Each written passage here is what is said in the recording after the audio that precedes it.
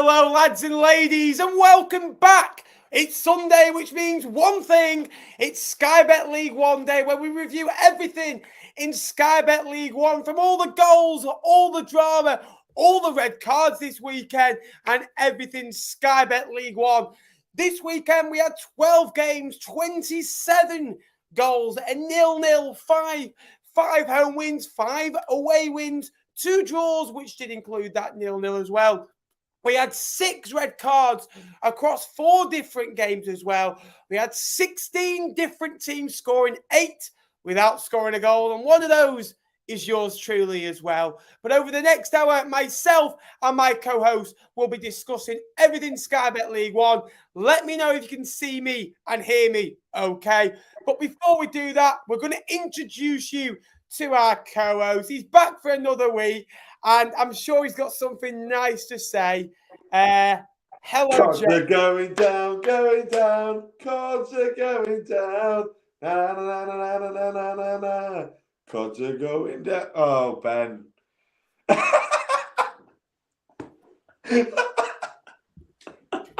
Oh, sorry, mate. Sorry, do you know what? I think I am in trouble. I suspended. Do you want me to sing something that might cheer you up a bit better? Blackpool get battered everywhere they go. Blackpool get battered everywhere they go. 3-0. So let me know if you can see and hear me okay, guys. We will come to the chat now. Again, we had a comment this morning at 10:40 a.m. Can we start now? We've started now for you. Hi, both of you. Quick question. Do you think Warren not right for Derby County? Can't believe you thought. I think he's doing a brilliant job. Well, he won 4-2 yesterday. Again, we'll come to Paul Warren in a bit because we've got a lengthy discussion on Derby County to come after a brilliant result yesterday. We are top of the league. Say we are top of the league. A lot of Oxford fans in, and they are the title. And I believe the top of the league. I've not been told about it this weekend by wards or anything, but I get the vibe at the top of the league. But do you think Lincoln should be top of the league, Jake? That you're not disappointed that Northampton game kind of not being flashed back in your memory? Yeah, it does. It does a little bit. It's sitting a little bit unpretty in the back of my mind that if we had not cocked up, we would be top of the league clear. So, but you know what? I think on 85 minutes before Oxford had scored, we were actually second, which is a bit mental. But it's only 5 games in, Ben. Nothing's won or lost in August, as my good mate Seymour said. Oh, absolutely. Nappers is a tick. Hello all. Jake, don't be so cruel. It's like kicking a puppy. Thank you, Sue. At least someone's got me. I can't wait to see. Hopefully you're coming. I can't wait to see you again in October. Not unlike him. Hey, Jay, eat your words. Warren's not right for Derby. You laugh. I'm not eating my words at all. I don't think he's the right fit. But one result against Peterborough away is not going to make me change my mind. If Derby win the league with 100 points, then I'll change my mind. One result at the start of August is not going to make me go, oh, do you know what? Paul Warren was the right. Do you know what I mean? Not going to change my mind now. Well, we've had our chit chat. We've discussed all the little things. Now we're going to talk all the big things. But before we do, please smash a like as we are in. As we go into this stream as well. All the likes get more people to come into the channel as well. And keep the chat coming after every couple of games. We'll answer a few questions. We've got a big Q&A at the end, an extended Q&A with questions on Twitter as well. But we're going to go to Burton Bolton. Bolton lost last week, Jake, for 4 goals to 0. A good response in considering Burton, although they've not started well, they've managed to get a point on the board at Wycombe last week. Max Crocombe coming into the side and did brilliantly well last week and made a couple of vital saves yesterday. Really taking over Jamal Blackman and done really well.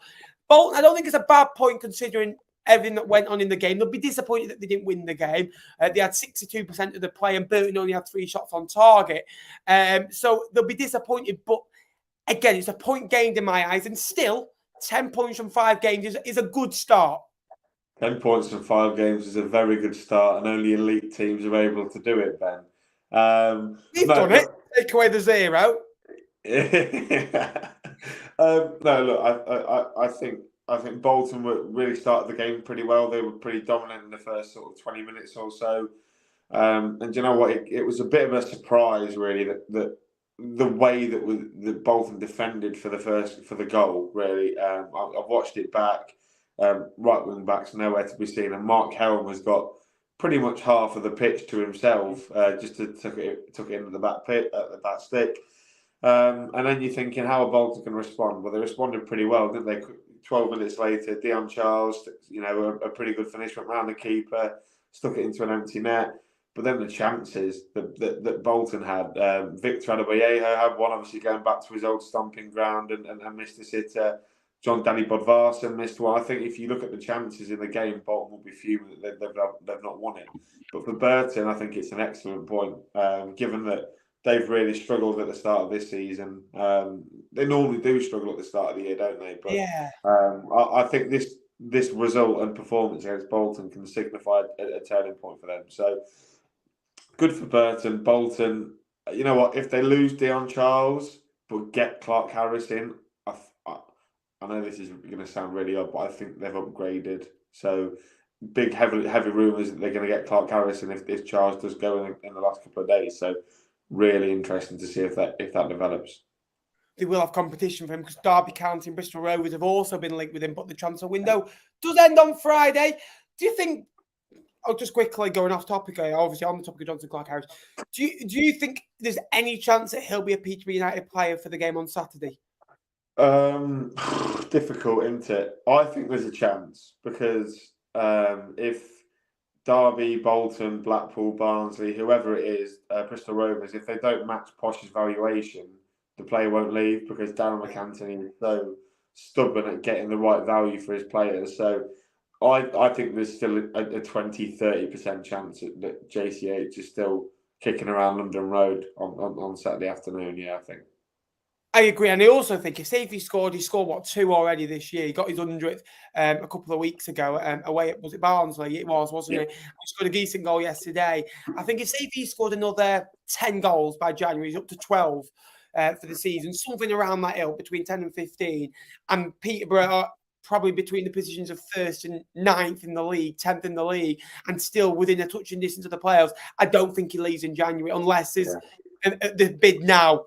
But it'll obviously be a lot better a bid because there'll be 6 months left on his contract. So again, Bolton one is going to be interesting. Now there's going to be a very interesting. I think next week's show we'll be speaking about totally different sides next week with it, because I think we'll see at least 12 clubs make at least one signing in the next week, in my opinion, at least one, maybe even more. We'll come to Bristol Rovers, Wycombe. What a turning point for Wycombe. 7 points from their last 3 games. A really good win over Exeter. Joe Lowe getting 2 goals. Scored again yesterday against his former enemies. Bristol Rovers obviously came up from Bristol City. Again, a decent point against Burton. Again, they should have won that game. But again, this is a side that are really settling now. They've got Vokesdale, Taylor, Scowen, Leahy, Phillips in there, and Vincent Young, boys. They're pretty much the same-ish team every week. Every time I'm looking at the lineups, writing them down, making notes of them, it is pretty much a settled 11 now, and that's really good. That's what they've got into the playoffs before on. It's a settled 11. Everyone knows the roles. This is Wycombe. This is our house. But they've been able to go away and score 2 really good goals. And again, Leahy with another 2 assists, 3 assists for him, this season already. It's a really impressive victory for them on the road. But Bristol, Rovers, again, one of the only 3 clubs in League One yet to keep a clean sheet in League One. The others are, Carlisle and Fleetwood, who are struggling at the bottom end of the league, who can't score. Bristol Rovers have got goals, haven't been able to really get Collins up and running yet, but again, Sinclair's been good. I think obviously they brought Jack Hunt in recently as well. What was your thoughts on this one? Because I thought Wycombe did really well, and normally the under Bloomfield they have a lot more possession, a lot more passes. It was a kind of a Gareth Ainsworth victory yesterday, 30% possession, and maybe that is the Wycombe that you're going to be more successful with. Scrappy, hard to beat, and win by a goal. Yeah, I think Matt Bloomfield needs to be slightly more pragmatic than what he perhaps has been in the last couple of weeks. I know they came to Sincil Bank 2 weeks ago, got turned over trying to play the right way, and it didn't work for them at all. Especially when they've got players in that team that are still very ingrained in that way of playing, where they need to try and grind out a result like that. I thought they were really impressive. Like you say, Luke Leahy had a really good finish. I really enjoyed the housery of Joe Lowe shushing the Thatcher's end at Bristol Rovers. That was really good. Only slight concern from a Wycombe point of view is that Dale Taylor had to be stretchered off. Looks pretty serious. He's a very good striker at this level. We found that out with Burton last year. Very, very worried for him. Bristol Rovers. I mean, you tell me they've not kept a clean sheet in so far this season, and that means I'm now licking my lips as Lincoln go there next week, which will be interesting. Maybe we'll get a repeat of what happened there last year, which would be good, wouldn't it? But I think from what Joey Barton said, I understand that Joey Barton sometimes does press interviews that are completely off the mark, but he seemed pretty impressed with what he saw from his side yesterday. They moved the ball around pretty well, and I suppose one of the positives for them is that Harvey Vale got off the mark, which is he's going to be. You think he'd be a big player for them this year, so. I think Bristol Rovers will not come. If they can get Clark Harris, then that just adds to the strength that they've got. But defensively, I hope they don't get him for Saturday anyway, because that would be a right nightmare for us. But worried about Bristol Rovers at the minute defensively. How worried are you for Cheltenham? Again, no goal in the first 5 games. Aidan Keener did start, but you look at the lineup, and Henry, Keane, Street as a front three. I don't see too many goals coming in. I think Keano did really well last year as the number 2. Really, really thrived upon that and wasn't the main man, but still produced goals. And, Bond, Sericum, Thompson midfield isn't very, attacking. They've got an experienced back line, Davis, Long, Freestone, Southwood in goal. I think it's a very, very good goalkeeper, probably their best player. But you don't want... Look, you want a good goalkeeper, but when your goalkeeper's your best player, it's a massive worry, isn't it? And that says a lot. The one thing I will give to Cheltenham, in every game, bar Bolton, let's be honest, Bolton up until the last few weeks battered everyone, battered Lincoln, battered Fleetwood, battered Cheltenham. They lost to Shrewsbury by 1-0. They lost to Reading by a goal, both away. They went to Portsmouth and drew 0-0. At home, they've lost 3-0 and they've lost 1-0. So they've been in games. They've kept it tight. As you'd imagine them having a back 3, back 5 as you will. It's just the fact they cannot score goals and they're not creating chances. They've got the lowest XG in the game, in the league, with 2.5 expected goals. The next lowest is Shrewsbury on 3.5. The difference is Shrewsbury take their opportunities. They've got 9 points from 15. That is the difference. And if Shrewsbury can keep in games, they will get chances to win them. But if they don't score them, they're going to be sucked in. And really, really, I do worry about the lack of strikers.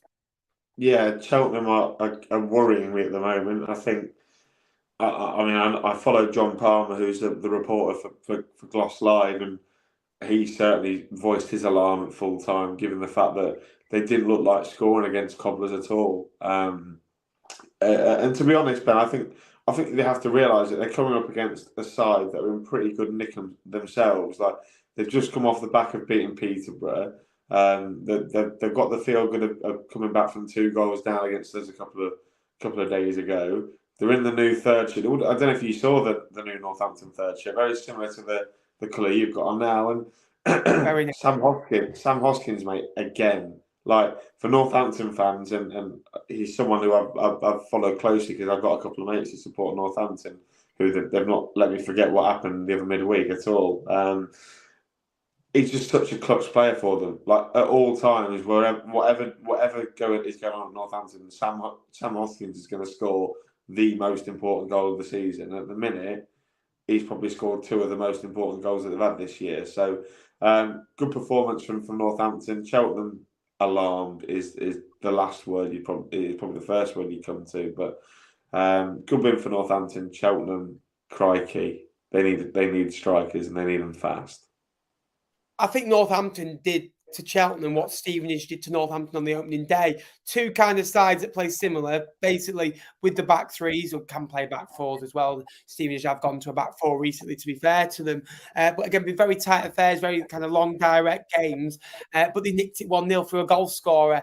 Pellegrani scored against him, and it was Hoskins this time. He's actually scored in back-to-back away games, and scored some big goals for them last season. Obviously got a few when they were in League One last time as well. And he's a Northampton legend, and it is good to see. And Exeter have really, really been brilliant this season, haven't they? And you look at who they've played. They've gone to Wycombe, won the game. Gone to Portsmouth, battled, really hard. Got a point off Blackpool, deserved more, should have won the game. Ranking and Nombe, really good on the day. And then now beating Reading, really, really good. Victory went to Carlisle Last week, really good result, and they're just carrying on. 7 points from 12, which is really impressive. 10 from 15, and again, very settled ranking. Mitchell behind Aitchkinson up front as well. Aitchkinson obviously didn't really get a chance at Barnsley last year, in my opinion. When he did, he scored goals. He scored the winner against Fleetwood in that injury time last year as well. Ranking's been brilliant. Mitchell is a player and a half. He shouldn't have been on the pitch last week, but scored a goal. I really like Cincello in goal. I think he's brilliant. And St James's Park, it just sucks you in. The biggest, standing, terrace in the UK, which is also good. Reece Cole with an absolute brilliant goal, one of the goals of the day. Won't give too much away. Against Reading, who again have struggled away, haven't they? And the team looks all right. They've lost to Port Vale and now Exeter, so it'll be disappointing. 2 newly promoted sides from last year, but a really good result for Exeter. And something, it was one of, when you do your predictions, I was quite sure that Exeter would get the job done. And that is not down to the situation that Reading are in, for how settled and motivated this Exeter side are, because they've lost a lot of big characters over in their team in the last 12 months. Yeah, and one of them happened to score a 94th minute winner against local rivals Plymouth Argyle yesterday. So I'm sure all Grecians fans were very happy to see that Stansfield had scored on his Birmingham debut. But in terms of this game, Ben, I thought they were unlucky. I thought they were unlucky to have to win it as late as they did, if that makes sense, because they bossed the game. Reading only had moments at all, and it was a Harvey Nibbs goal that ended up putting them on the score sheet. But thought Exeter were brilliant the way they pressed, they're relentless under Gary Caldwell. Like you say, Damian Mitchell on that side, Dion Rankin, who has excellent reviews from Chelsea. But yeah, I thought they were excellent again, mate. A really good strike from Cole to win it, like you say. And it was one of those where I was sort of happy with it being 1-1 because Exeter were below us in the table, but the 2 points carried them above us, which is a bit of a shame. But do you know what? Fair play to Exeter. They're a really good side as SJP, and I think they're going to cause plenty of good teams problems this year. Absolutely. And again, Lincoln to put 6 past the guard. Lincoln to put 6 past the gas again next week. I said Oxford with dark horses. Feel vindicated. Yeah, love that. We will come to the Fleetwood question in a minute because Fleetwood are next. But again, like the stream, guys. There's 60 or so of you in, so that is much appreciated as well. So get liking, it is appreciated. I'm going to let you start with Fleetwood because I want to chip in. So yeah. Fleetwood lost at home yesterday, if you don't know. Yeah. We go 1-0 down, and it is the Gerrard slip. Everything about that. We're on the counter. We actually come from a corner, and the ball comes out to Robertson. He's literally on the same area as Gerrard, slips. He does the same crawl to get back up. They go through. Udo goes through. Great finish. A minute later, Jay Lynch gets sent off, and it all went downhill from there. Yeah, do you know what, Ben? And this is purely off watching the highlights and your excellent video that you put out yesterday. I thought Fleetwood started really well, actually. Showed a lot of attacking attempt in the first half. Obviously, he had an effort from the edge of the box. It hit the post and looked like it rolled along the front of the goal. You had a couple of opportunities from crosses.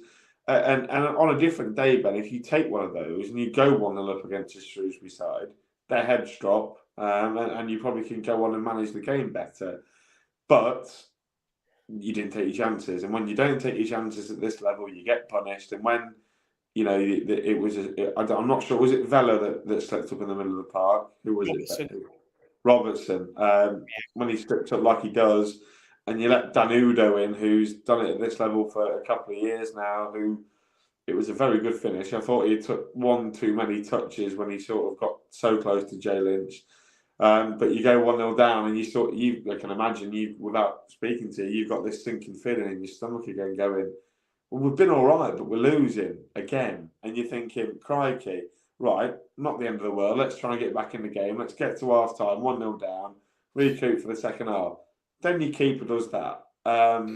Did I think it was hard? That was about 70 seconds later, Kate. Yeah, I know. I don't think the offence and what he did is deserving of a red card. No. I think the circumstances make it a red card. But it's not just let him go right past him. Because he might not have scored because it is Ryan Bowman. and Ryan Bowman doesn't score all the time, but that completely ruins it. And the second half, you're sort of battling against it. You love Josh Earl, but it's stupid from Josh Earl. It's pathetic. And it is. And you can. I know you'll sit with your Fleetwood specs on, but he stamps on him. It's idiotic. Yeah, it's stupid. Break that. Absolute. And to be honest, Ben, when you went 1-0 down, I never really thought, oh, Fleetwood are going to get back into it. Do you know what I mean? You're not that sort of side. Whereas last year, I might have said, oh, Fleetwood go 1-0 down early. You got an opportunity because you've got the likes of Marriott and Stockley and etc. But this year, I go Fleetwood go 1-0 down. Well, that's it then. But I don't know I don't know if I've assessed it fair enough. But you have. You have problems run deeper. Problems do run deeper. The club, I'm going to say it harshly, but I'm going to be honest because obviously I've got to be careful what I say because obviously I could get into trouble, which I don't want to be doing. But the club at the moment don't know what's going on. And that is what was shown on the pitch yesterday. No leadership. Doesn't know kind of where things are. We don't know where the back of the net is. We don't know what's going on. We don't know anything about the club. The club's ethos and the song we walk out into is Together in Electric Dreams. And there's a couple of lyrics in there that say, we'll always be together no matter how far it seems, right? And at this moment in time, I've never, ever felt as disconnected to my football club as I currently do right now. And the reason why I fell in love with my football club was because of the affection it gave to me. And it gave me a chance to go and watch proper football at a non-league level and gave me a chance to watch a team that, cared about its supporters. I'm not saying it doesn't care about the supporters now. What we do for supporters, with the reduced away costs, with all that, the training ground, the money that Andy Pilley's put in, but there's been absolutely nothing said bar business as usual. And if you're going to sprung that out, it's absolutely not business as usual. There's things going on. Fans need to know. And if you get fans on side, I can take losing games of football because I need to know, are we going to bring a striker in before Friday? Can we afford to? What's happening with Jack Marriott? Scott Brown said he's going nowhere, fair enough. But is the club going to be sustainable? Are we allowed to put money in from BS, our core company, on the shirt here? What's happening with, is Steve Kerwood allowed to own it? What's the EFL saying? Is there potential point deduction?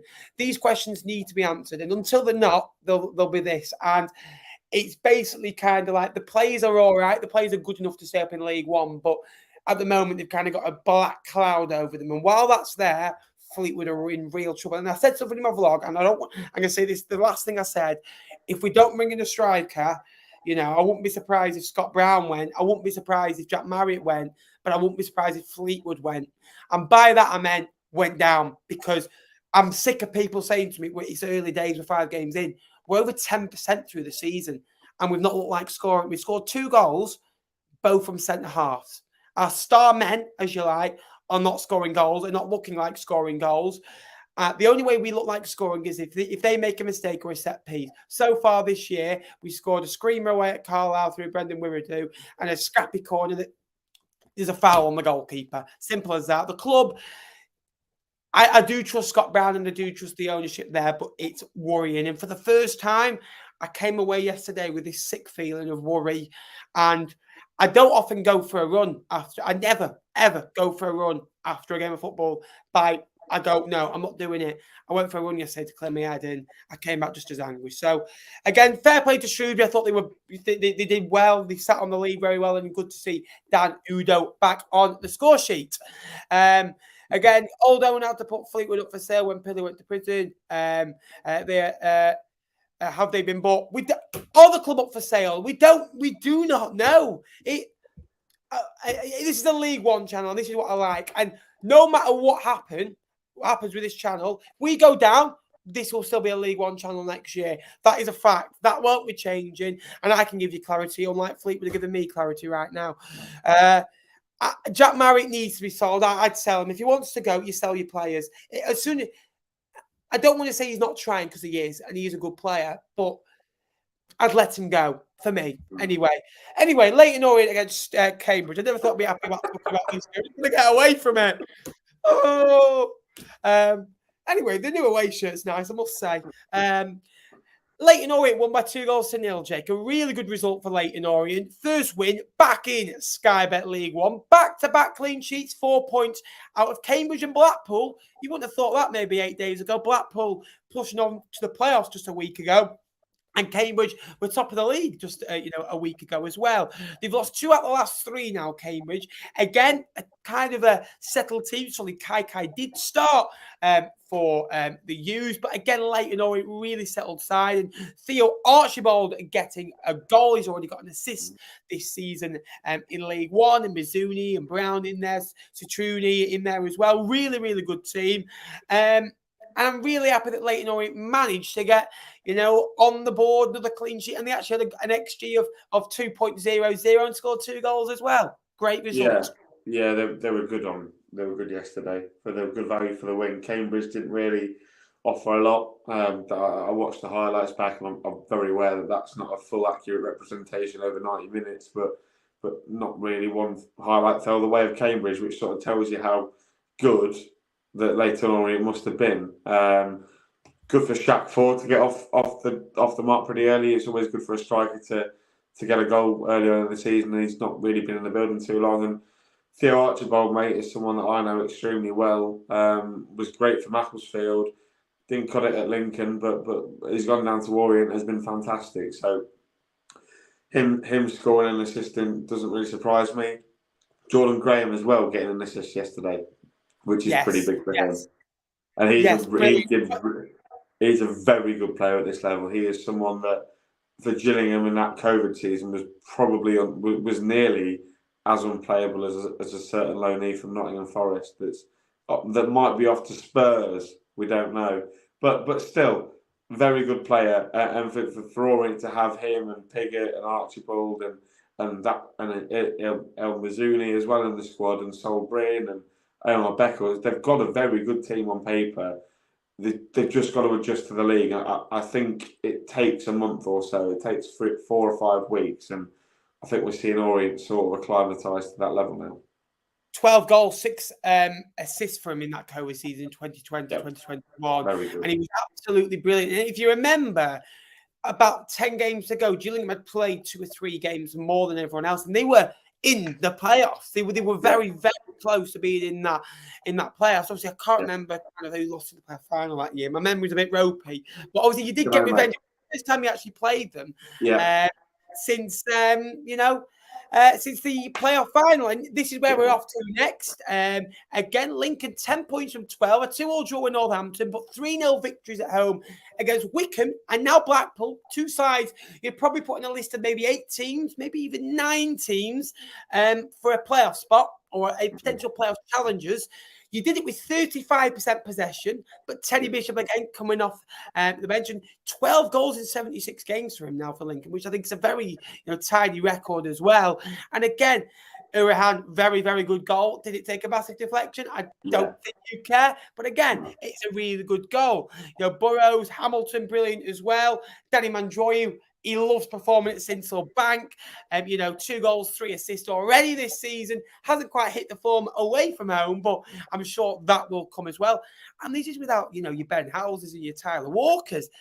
Imagine when they get going, how good of a team. And I think what Lincoln have been in previous years is kind of one player orientated. I think last year relied on Ben House a little bit too much, especially towards the end of the season. And if he wasn't with it, you'd kind of think, well, where's the goal going to come from? Are we going to nick one, from Regan at the back or, an O'Connor at the back? But now you can get the order of the game going. Tell you what, we could have Ethan Hamilton score today. Hackett could score today. Danny Mandroyu could score. Ben House could score. Tyler Walker could score. Bishop could score. You've got a range of different players. And I don't want to obviously compare you, but it feels kind of very much like Spurs are at the moment. Do you know what I mean? Like very much, it's a real team effort, and you're really, really coming together and inside those playoffs. Yeah, mate, we're just a bit good at football, to be honest. And we've got options. We've got options everywhere. Like you said, if Mandroy is not on it, you've got Hamilton and Erahan and Hackett who are going to be on it. And it's having options. And we've got goals scored. We've got goals from all over the pitch. Your main thing from last year was Lincoln were a very good defensive side last year, but you worried where the goals come from. we've had 8 different goal scorers already this season, sharing the goals out. And that's, like you say, without Ben House and Tyler Walker. Tyler Walker did score against Wycombe, but it was incorrectly ruled offside, which you give an official a mistake or two. But no, I agree, mate. I thought we played really well yesterday. It was capital. We let Blackpool have the ball. They're a very good side with the ball. They like to play it around the back. And we sort of just said, you know what, you have the ball, but in the transition, we're going to absolutely kill you. When we won the ball back, then I'm not being funny. We ran towards their goal like a herd of bloody buffaloes going towards a watering hole when it's in the desert. Do you know what I mean? We were desperate to turn that ball over and affect it. And I think you see from the second goal that probably the best. We win the ball close to our 18-yard box. Danny Mandroy does it. I don't know if you've seen it, Ben, but the back heel through the legs of a midfielder into Erhan, who runs 40 yards. I mean, yeah, it takes a deflection, but still, what a strike! It deserves to go in. So, yeah, no, I think we're excellent at the moment. I'm going in. We've got Bristol Rovers. We've got Sheffield United on Wednesday, which should be a good entertaining game. I'm not going. I'm fuming. But it'll be a good game. A good game. You know, it's a game that they've just played City. They've got I think they've got Everton next week at Saturday lunchtime kickoff. So you may be thinking Sheffield United might not take that seriously. So we might get a chance to knock a Prem team out. But I thought you did a good run last year, didn't you? Yeah, exactly. Carabao Cup, something we can run in. But again, look, Lincoln are very good at football at the moment. On Blackpool, I thought Jordan Rhodes was their best player. Really good signing, I think, for them. Came on for Shane Lavery after about 20 minutes, and I thought he played really well. Caused our defenders a couple of problems. Very good centre forward. You can tell the movements there, but the issue with Blackpool is they've only got one trick, and it's the problem with Hamilton. All he's got is pace. When he gets on the ball, he can't put it in the right areas. Or you've got maybe Kenny Dougal 20 yards out from goal, can't stick the ball in the back of net. Callum Connolly was playing left wing, but yeah, shut up. I say nothing. Callum Connolly played left wing back for a start, which was very bizarre. They just seemed off it, and they didn't. They had the options on the bench, but they didn't change the game, and they didn't really have any chances. So unlucky Blackpool, and we'll see you on New Year's Day for another Tonkin, shall we? Absolutely, and obviously when you're getting, sending off Norburn as well, 2 yellow cards in a couple of minutes. Jordan Rhodes will add goals. I think it's straight red, Ben. It was a straight red. Oh well. Anyway, he got a yellow card before it, then he got a red. But just saying, he got 2 yellow cards. He got he got a yellow, then a red, but yeah, he still got a booking. He got the card twice. Mate, my football team's lost. I've got to spend another hour with Dick and Dom over there. We're 16 unbeaten. We're top at league. We're in playoffs. Yeah, we're joint of the league with a team that haven't scored a goal yet. So, anyway, Blackpool do look very loin of ideas. They're very solid at the back. Husband, Ekpateta, Cassie. I think Cassie's been the best of the 3. And he spent all last year on loan at Forest Green Rovers, which I think has really helped him. Dan Grimshaw in goal was a good goalkeeper. And again, it's that midfield, Norburn, Morgan, Dougal. Right? It's not going to break open a back 4 or a back 3. They need Jensen Weir out of the booth, to really come in and play some football. Beasley and Lavery, I don't see scoring more than 25 goals between them. And I don't see that the Blackpool team at the minute scoring more than 35 goals. And that's a real worry. Don't see them conceding more than 35, if I'm honest with you. I think they hit a good side yesterday for the first time in a while. Maybe the first time this season, if I'm being honest with you. But yeah, I do worry for them, but I do think there'll be a couple more players coming in. And we go to Oxford next, who again played Charlton. Easted did come in for Charlton. I will come to Charlton first because it's a very inexperienced team. You've got Easted, who's, fairly experienced, obviously spent all last season with Barnsley. Ness is 21. You've got Blackett Taylor 25, Adoon 25, May 30. But then Anderson, Asamoah 18, Carnu 18. These are good players. but the young players as well. Teo Adoon's only 25 years of age. Obviously, he was a young lad at Lincoln, 21, 22, 23. Dobson's 25. He's experienced, but he's still a young lad, really. For me, 28 or above is experience. And Dobson has obviously had, spells with Walsall, Sunderland, now Charlton, who's a really good player. But I just worry for them. And they've got a lot of injuries and they play a lot of long ball football. They've got one of the most long balls in the division. And Miles Leaburn suits that style of play and they're missing him at the moment. Obviously, they've got Campbell in there as well, who's another young lad, I think he's 19. They're missing a lot of players, which is going to be a worry for Charlton. And you're going to kind of think, well, where's the goals going to come from? Alfie May scored 2 and 2, which is a good sign for that. But you need some experience in there before the window ends. Obviously, they sign well, but I kind of still think they're 4 or 5 short. And we're all hyping them up. And we're all mentioning Fleetwood. I think kind of because Charlton won the first game, they've been like Fleetwood. They've lost their last 5 games in all competitions. Yeah, I'm starting to regret putting Charlton third. I put Charlton third, based on the slow start that they've had. All looked pretty rosy on opening day, didn't it? But since then, it's been a bit of a disaster for them. Alfie May probably the only shining light for them. They weren't great yesterday. They had a couple of opportunities. They didn't work beadle enough. Great strike from Alfie May. A good finish shows that he can do it against the good teams. But like you say, that I'm looking at their starting 11 now, Ben, and I still think they're easily a midfielder, a striker, a winger, and a centre back short. And you think they've only got 5 days to sort all that out. So can they do that? But we'll have to wait and see. But not great again. Charlton stinking out the gaff a little bit. They need to pick things up. But luckily, I think they've got a pretty winnable game on the horizon, from what I can tell. So the El Crapico is back, ladies and gentlemen.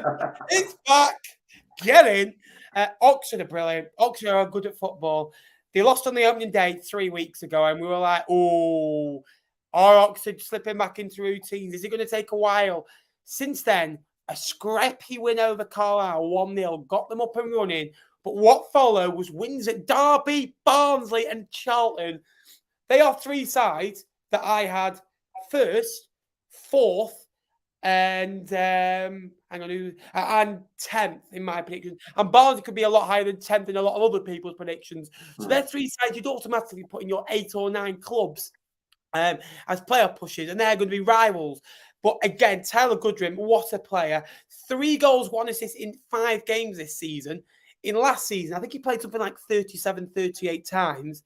He got the same 3 goals, 1 assist. What a difference playing in a better side. It's really suiting Tyler Goodrim, who looks a little bit like Jack Ward.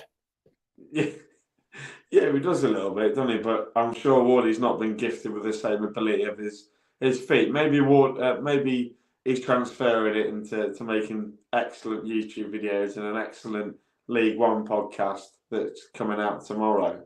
Are we still talking about Wardy here or Tyler Goodrim? We've got Tyler Goodrim on that League One podcast, everyone. Maybe next week I might introduce him as Tyler Goodrim. But no, I think it's no surprise that playing in a more possession-heavy, where they try to... I know they had less possession yesterday, but in a possession-heavy team where the idea is to carve opportunities out, and he's a very good inverted forward. I think his 2 goals yesterday were excellent. I listened to the commentary on the Quest highlight. Not the Quest highlights. It's not on Quest anymore, is it? It's on ITV. That's 3 years ago, that, mate. I know it should go back to Quest, by the way, because it's a shambles on ITV, Ben. I watched the ITV highlights, and they seem to allude that there's a bit of interest in Goodrim. Whether they know something we don't know, going to be interesting. He's obviously a young player who had a breakthrough year last year, was okay. Has started this year off like a bit of a bat out of hell, so could be a bit of interest in him from the Championship and above. So, but no, look, they're great, aren't they? Oxford. They've added this week, haven't they? They brought in Sonny Perkins from Leeds United on loan. They've also brought in Greg Lee, who was excellent for Morecambe. Didn't really get his opportunity at Ipswich, but he was playing behind Leif Davis, who's probably the best left back in the Championship this season. So. But no, I think Oxford are great at the moment.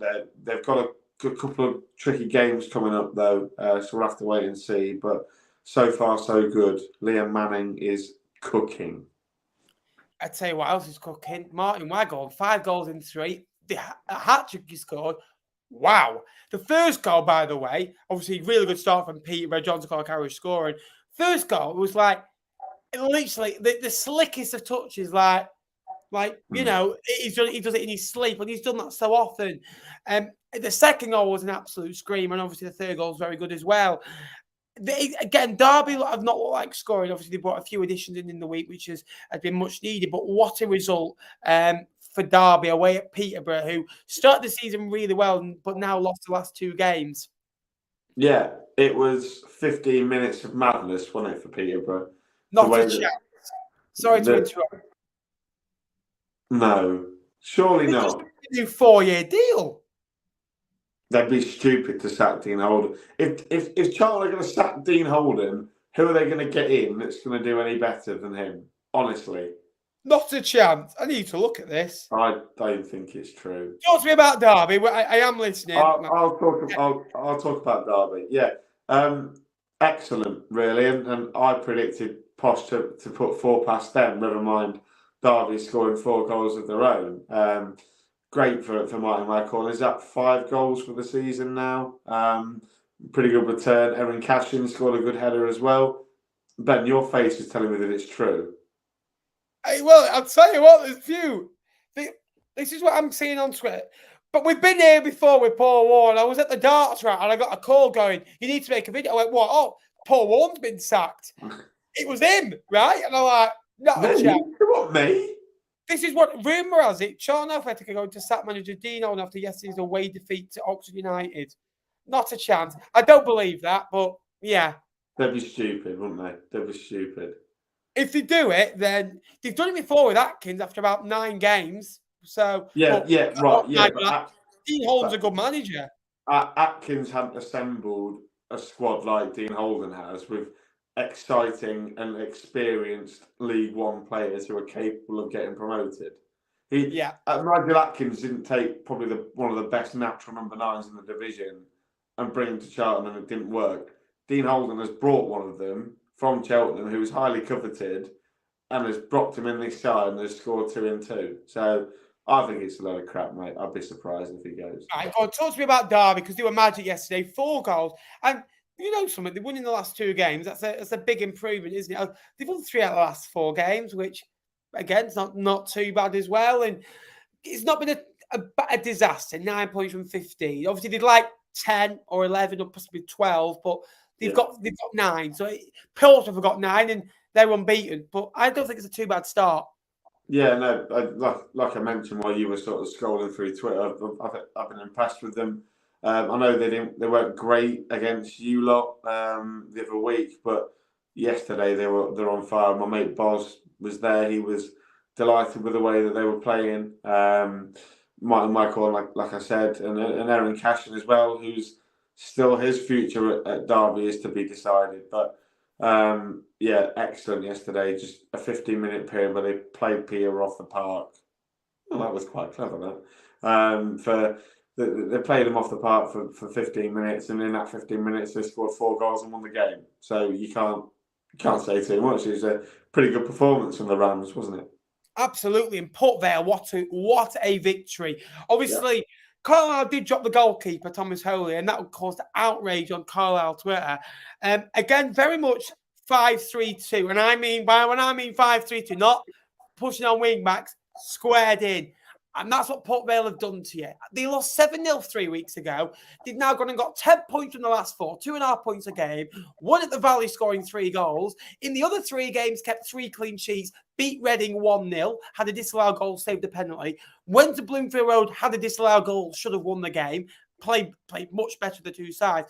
And yesterday were brilliant. James Wilson scoring the penalty. They've just signed Alfie Devine as well from Spurs. Obviously, they've got a really, really good team. I really like Oblast. I think he's been brilliant. Chislett has been excellent. Massey, Clark, Plan, Ripley and goals found at home again, which is really good to see. But Carlisle, yet again, one of the clubs not to keep a clean sheet, not to win a game yet. One of 3 clubs not to keep a clean sheet. One of 4 not to win a game yet. And they're struggling, aren't they? They just don't look like scoring. And Plange and Maguire are not ripping up League One. What a surprise. 6 strikers they've got on the books, Ben. Carlisle United. Plange, Maguire, Edmondson, Joe Garner, what's he called? Gibson. Yeah, they've got. I watched Blue Army TV and he told me 6, and I don't think he's lying to me because he's a good lad. No, they're toothless, aren't they? Their only 2 goals this year have come from Owen Moxon, who might not be there in 4 days' time. Interesting to see where he ends up.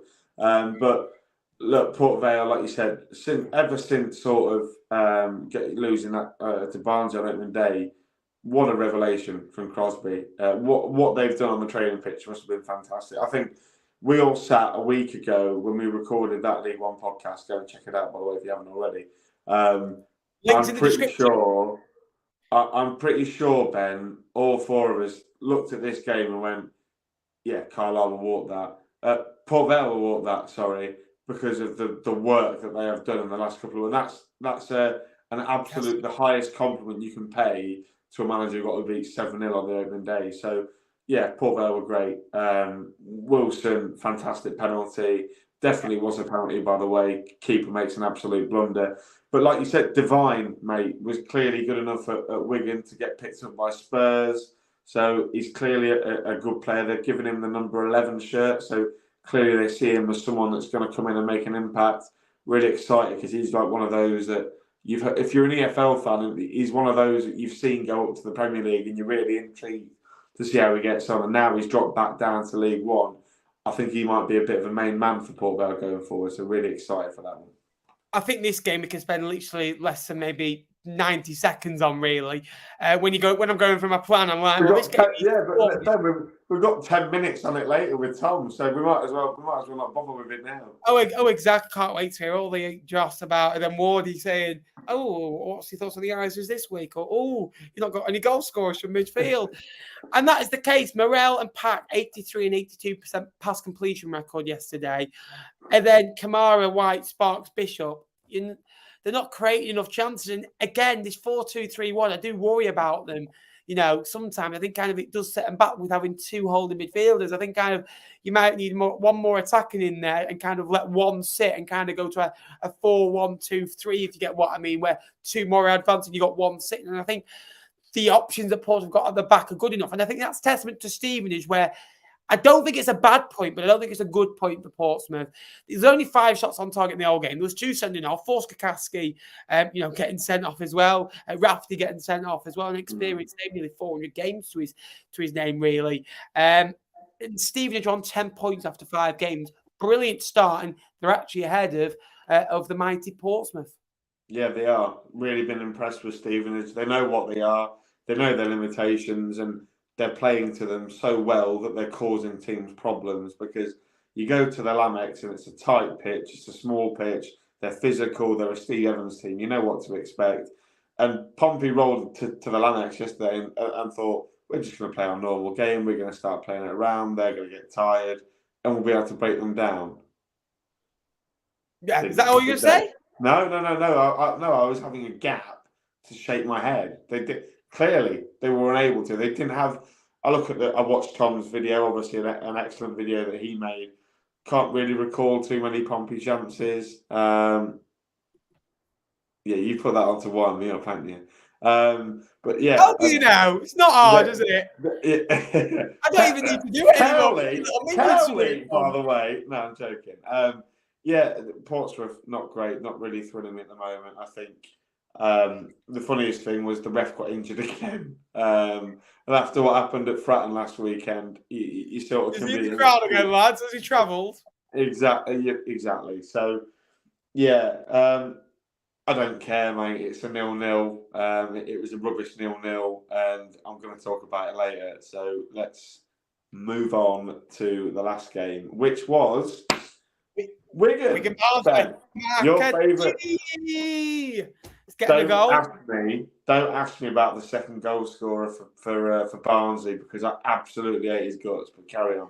It was a really good goal, to be fair. Cole 5 and 5. It all happened after a referee mistake, and I'm always on this channel somehow defending Wigan when I'm not a Wigan fan. I need to clear that up. I am not a Wigan fan, but it wasn't a sending off at all. He got the ball, Charlie Hughes, and he's been. I'm doing a League One video, the August review at the moment, and I've done a League One team of the season, and he was one that is in my mind to go in my League One team of the month. I think he's been that good. At Derby, he was absolutely outstanding. At Bolton, he was a man possessed. He scored against Northampton, didn't he, in the last home game as well? Again, that team is pretty sameish. Humphreys, Lang, McManaman, White, Smith, Adiko, Hughes. Watts just come back in, Callum Watts as well, which is I think he's coming on loan. He'll be made permanent next summer if all things can go plan. But Barnsley were brilliant. 8 shots in target in the game. I think that's good as well. McAtee scoring, Devante Cole 5 and 5. It was against 10-man Wigan, but Wigan will be back. They only had 1 shot on target, but it's not the end of the world. I think getting to 2 points after the first 5 games, they would have taken that with an absolute abundance. Yeah, let down by an official, unfortunately. Like you said, Ben, never a red card. It wasn't a great tackle, but I think there's probably a little bit of surrounding cover that's going to help him out. I don't think it's completely cut adrift. But like you said, Barnsley, okay, mate. You were confident, I coughed. I think you're passing something to me. Yeah, it's the StreamYard strain of COVID that we're getting. Oh, but no, it was good for Barnsley. Obviously, they needed to react. Obviously, they'd struggled, hadn't they, after the 7-0 win against Port Vale, and to go to a ground like Wigan, a team like Wigan who were in such good form prior to kick-off, then I think it's a bit of a statement for Barnsley to go there and turn them over. Look, McAtee, I don't like him for where he's played before. Obviously, came through at Scunthorpe, went to those lot up the road and got him promoted out of the National League. Absolutely hate his guts. But now he plays for Luton. I quite like him. He's left. So, really good finish. I think as a goalkeeper, I analyse it and I expect him to go the other way. But he just completely opens his body up and pops it in the other corner. And celebration's fantastic, isn't it? And Barnsley look to be back on a good run, which is good for the Tykes. Absolutely, and here is the League One table. United are top of the table. 12 games played. These are images, courtesy of BBC Sport, by the way. So wherever you want to go get your tables, we are not quite sponsored by BBC. So if you quite fancies 2 autistic blokes like talking about football, then you know where to come. But there is a League One table. Exeter City go into the top 2. Bolton Wanderers, Lincoln City, Stevenage, Port Vale, all inside the playoffs. Port Vale and Lincoln were both beaten in the opening day of the season. And Oxford United as well. So 3 sides that did lose on the opening day currently sit in the League One top 6. Portsmouth, after a bit of a shaky start, 9 points, unbeaten in 16 now, a new club record. Derby County rise to 8th. Cambridge drop all the way now to 9th. Their local rivals, Peterborough in 10th, and Shrewsbury and Barnsley just inside that top 12. Bottom half. We'll come to that in a bit. We'll come to that. Any surprise in that top 12, and anyone that you can kind of see it moving up or down in the next month? Because I can kind of see it. Yeah, look, mate. Portsmouth have got the best record in the league, apparently, according to Dylan. God, talk about autistic. I love you, Dylan. I do. I love you, Dylan. You've had a nightmare there. I like that. His invincible claim still on, isn't it? I know. Yeah, 5 games in. Chill out, mate. But no. I expect Barnsley to be kicking around a little bit higher. Derby, obviously, your obvious movers. But do you know what? I read a stat, and I got it off Matt Farley, who does the Stevenage podcast. You're obsessed with him. He's a nutter, but I absolutely love him, right? And I think the reason he's got this stat is because his team were in the top 6. But 80% of teams in the last 7 years, 80% of teams that end the first month in the top 6 stay there. So could you imagine, Ben, if that's 8 out of 10 teams? So you're telling me 80%. So you're looking at 4. I think you're probably looking at probably 3 out of those 4 more than likely will say. will stay around where they are now. That Port Vale, Stevenage and Bolton, job done. Oh, brilliant. Yeah, very good, mate. Yeah, Anyway, Exeter are not automatically promoted, could you imagine? Can we have the bottom half, please, Ben? There we go. There we are. Again, Northampton Town rise to 13th after 7 points from their last 9 after losing the first 2 games of the season. Narrowly to Stevenage and Wigan Athletic. Wycombe rise to 14th after a bit of a good run. Blackpool climb from all the way into the playoffs down to all the way in 15th. Reading 16th, Bristol Rovers in their natural 17th position. Leyton Orient and Charlton both sit just outside the bottom 4. Wigan Athletic do drop a place to 20th, but after a good start, they would be joint top of the league on 12 points. Carlisle United lack goals. Burton Albion also lack goals, but 2 points in their last 2 games has given them revived hope. Fleetwood Town and Cheltenham Town sit joint bottom of Sky Bet League One after Fleetwood have lost 4 in a row and a point away at Carlisle United. Cheltenham, the only side in the division yet to score a goal, and that looks like continuing as next week they play Barnsley at home. It's going to be an interesting one. Some big games next week, Jake. As we come to the end of the show, but there will be an extra 3 or 4 minutes for some questions that we took via Twitter, and there'll be some on here, so get them in for the end of the show. We won't go through all of them, but there's some big games in there very quickly. Blackpool-Wigan is a very tasty Lancashire derby. Blackpool did edge Wigan last year by a goal to 0 at Bloomfield Road in a relegation 6-pointer. What's your thoughts on that one? It's going to be interesting, I think. You said Blackpool-Wigan? Blackpool-Wigan, is that Blackpool? Yeah, Blackpool. Well, Blackpool can't score, and Wigan can. So I'm sort of thinking at the moment that I'm thinking Wigan might go there and take some points purely because Blackpool just look toothless, mate.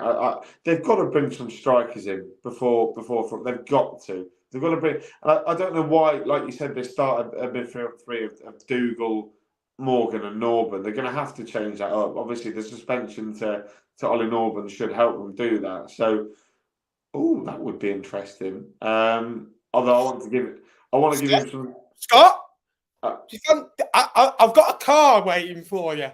Do you know? No, I don't want him to get that purely because I want Steve Evans to stay with the full season. Yeah, I want to give him some sticks. So League One is better when Steve Evans is in it than it's not in it, in my opinion. They're such a good fit for each other. Hey?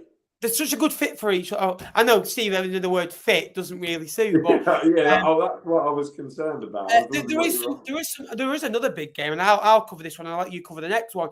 Bolton Derby's game of the week, in my opinion. You've got Bolton who are brilliant, 10 points. Derby got 9 points. 2 big sides, 2 of the biggest sides in League One. 2 good managers, in my opinion, in Ian Evatt and Paul Warren. And it's going to be a very, very interesting contest. I do see there being lots of goals. That'll be 0-0 then, and I think that there'll be a lot of football being played. I think Derby, we kind of worried about them going to Peterborough and Bolton. I thought, they're not really tested against the better sides yet. They could lose both games. I think if they go to Bolton and win, it'll be as big as what Oxford did when they went to Derby and Barnsley and won, where it kind of changes the complex. So they've only beaten Carlisle, but now they've beaten Barnsley and Derby. And a week later, you're kind of thinking, we are the real deal here.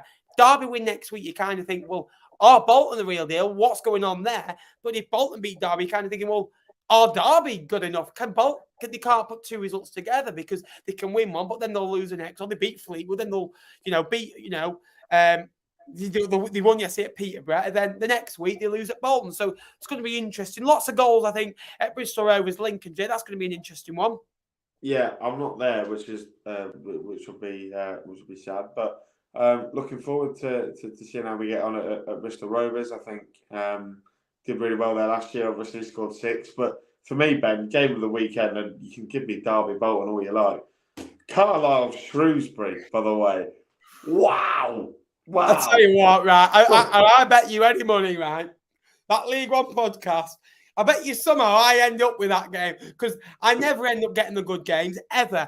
Anyway, Burton play Exeter, Carlisle, Shrewsbury. Again, Cheltenham play Barnsley, which is going to be a very interesting game. Charlton have Fleetwood at home.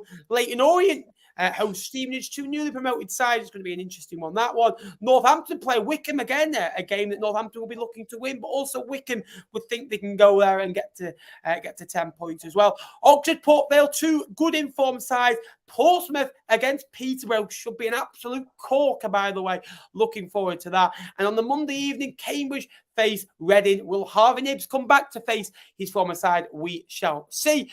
We will come to the chat. I don't think we've even had the ticker on tonight, but anyway, we'll put it on for the last bit.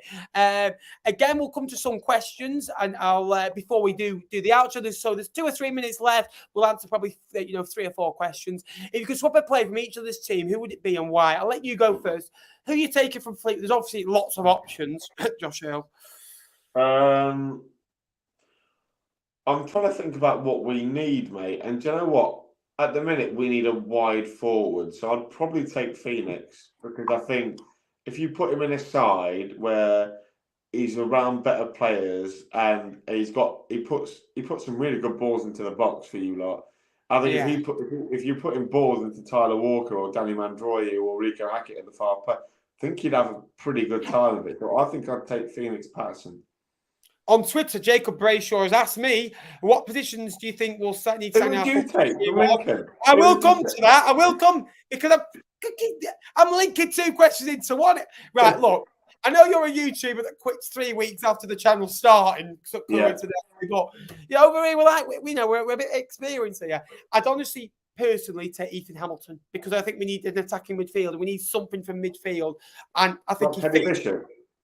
I'd take Teddy Bishop, but I like Hamilton. I really do like Ethan Hamilton. So I just think that we've got players like Teddy Bishop who are good at passing, can pass the ball sideways, and can have 90% completion. We need players that can really hit one from 25 yards. And he proved that at Shrewsbury last week. After the first 5 games, who do the panel think will be in the bottom 4 come the end of the season? Carlisle, they're the first one. Fleetwood. Carlisle, hang on, I need to have a look at the table here. Carlisle out of here. Cheltenham will go down. I think. Go on, Ben. Let's have a look at this one. I'm struggling. I have to say Fleetwood. I really think we're in trouble. You would. You're right. And the last one, I'll probably go for. Between 2, I think Northampton could go, in my opinion. But a long way. With 5 games in, who do you think if you had to go for? I think 3 of the bottom 4 currently, so Carlisle, Fleetwood, and Cheltenham, and then I can see someone like a Leyton Orient perhaps dropping in, or someone like maybe unsurprisingly Reading, maybe still not convinced with what they're doing. Exactly. We've answered some of these about the red card at Wigan. We spoke about Burton against Bolton. Which current manager in League One do you think is under the most pressure in League One? For me, no, not a chance. You keep telling me this. He's not under any pressure at all. Wade Elliott for me, bottom of the league, not scored a goal yet. No sign of him moving. Dean Holden. Dean Holden obviously is in trouble as well, but is he even still at the football? Are we going to see a picture of a corner flag tomorrow? Or I'd love it if Charlton just put Gaffer out tomorrow. That'll just clear everything up, wouldn't it? Who would you say? Can I not choose Dean Holden? Am I copping out? You can pick Dean Holden if you want. Yeah, I think Dean Holden, obviously, he's managing of a side that you expect to have had the reverse record of what they've got. They've got 1 win and 4 defeats. Charlton have got a side capable of winning 4 and 5. So probably Dean Holden at this minute in time.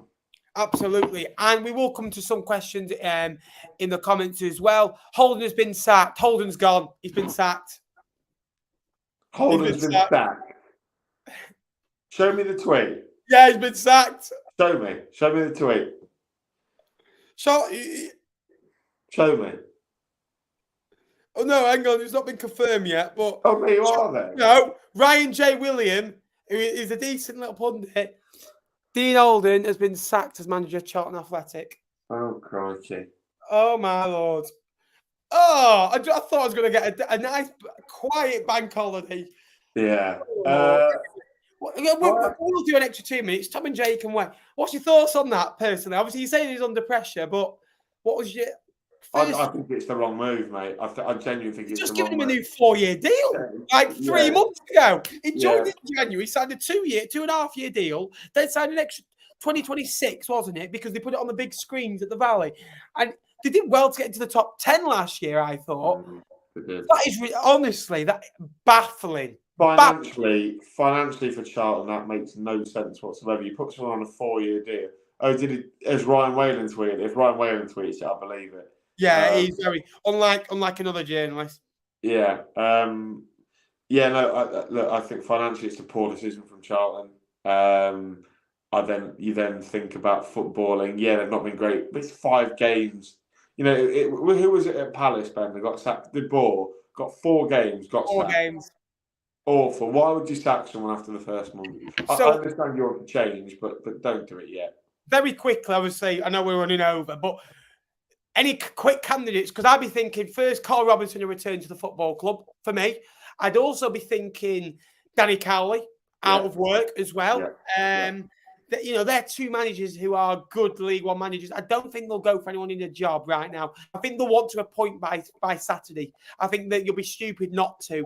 I think you want the right man, but I think Danny Cowley would suit as well. But again, he does well down south, doesn't he? Yeah, well, you know how much I love Danny and Nicky. I think there's no better option really. They'll be going back closer to home, and because they were from Essex. There's a lot of good players there. I'm sure they'll have worked with some people before. So I think he'd be a great candidate if they can do that. There we are. New manager bounce. Imagine Scott Brown, right, leaves Fleetwood tomorrow and goes to Charlton the day after. First game, by the way, would be Fleetwood at home. Anyway, we will end the show there. We're ending with 72 people in the chat. So again, if you haven't already, please like the stream. Again, I think we're just over 38 likes. I think 38 likes. If you can like, again, the time code will be in the description below from those watching back as a video later. So like, subscribe. Over 65% of people who watch these videos and streams aren't yet subscribed, and we are very close now, 420 away from the big 12,000, which we're hoping to hit. But this big man next to me has a channel of his own and nearly 300 subscribers now. Not bad for someone who quit after 2 weeks. Big man, crikey. Well, you're about 6'4". I'm 5'11". Yeah, smaller than me. But you're smaller than me. I'm 6'6". I am attempting. It's been difficult in the last couple of weeks due to work and stuff, but hopefully I will be getting the channel back up on its feet in the next couple of weeks. But go and check the content that I've got going over there. Obviously, go and check out that League One podcast. We're going straight into another StreamYard literally right now to go and record that. So. Go and check us out. If you could, try and get to 300 as soon as possible. That would be much appreciated. Absolutely. The link is in the description below. And also, if you haven't already, please vote for me in the Football Content Awards. We got to the final the last few years as well. The final is at Anfield. It'd be good. Fleetwood aren't going to win anything this year, so it'd be good to see if Fleetwood can get to the final of something. So if you can go below, click the link. It is in the best content creator for the Football League. Just type CODS Vlogs in, scroll to the bottom, press vote. It takes less than 20 seconds to do so, and it will be appreciated. Again, like, subscribe, all that jazz. And any last words, Jake, before we do end it here? Up the automatically playoff hunting imps. There we are. I'm not going to mute him now. That's it. Thank you, Jake, for a good show. Thanks very much for watching, guys. I do hope you did enjoy the stream. Again, it's been a blast, and I've really enjoyed it. Again, another hour and 10 minutes with you guys as well. Thanks so much for supporting. Again, like, subscribe. Social media's down below if you want to go and follow us. Get notifications on.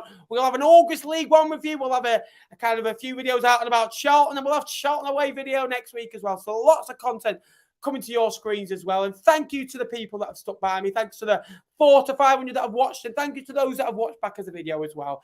Thanks very much for watching. I'll see you in the next one. And remember, drive safely, up the CODs, and up the Sky Bet League One.